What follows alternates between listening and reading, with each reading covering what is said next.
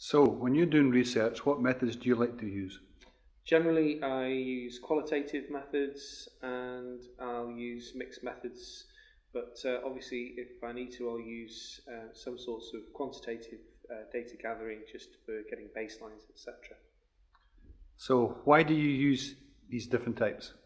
The types of methods that I use are always determined by the research question. I think it's really important to emphasise that the research question is the thing that will determine the most appropriate methods for gathering the data that you need to answer that question. So, what are your top 3 tips to consider? Top 3 tips. Keep it simple. Research is always going to be complicated, so making sure that you've simplified things at every stage is really important. So applying that to methods, if you can manage to gather the data that you need to answer your research question using 2 or 3 interviews, then that's all you need. You don't need to go off and do half a dozen focus groups. So I think that's probably about the most important top tip. The second top tip, I think, is probably ensuring that you've got redundancy when you're gathering your data. So in other words, that would be something like having multiple methods of recording the interview.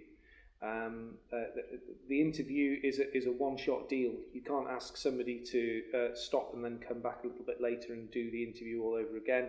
The answers that you get would be different anyway, so you need to make sure that you capture your data effectively that way. And the other thing that I would suggest is that you use your interview schedule very wisely and very carefully, and be always ready to adapt that schedule should something interesting or different come up, either in the interview or the focus group. And do you have any tips of things to avoid? I think probably one of the things to... This is going to sound odd. It's not something to avoid. It's probably something to ensure that you're comfortable with. And that's when you're in an interview and you're interviewing a participant. If there's silence, let that silence run. Silence isn't a problem. Very often, a little stretch of silence is probably all that you need to get the respondents to come up with something probably that the respondent themselves haven't thought of. So that would be, I would say, don't avoid silence.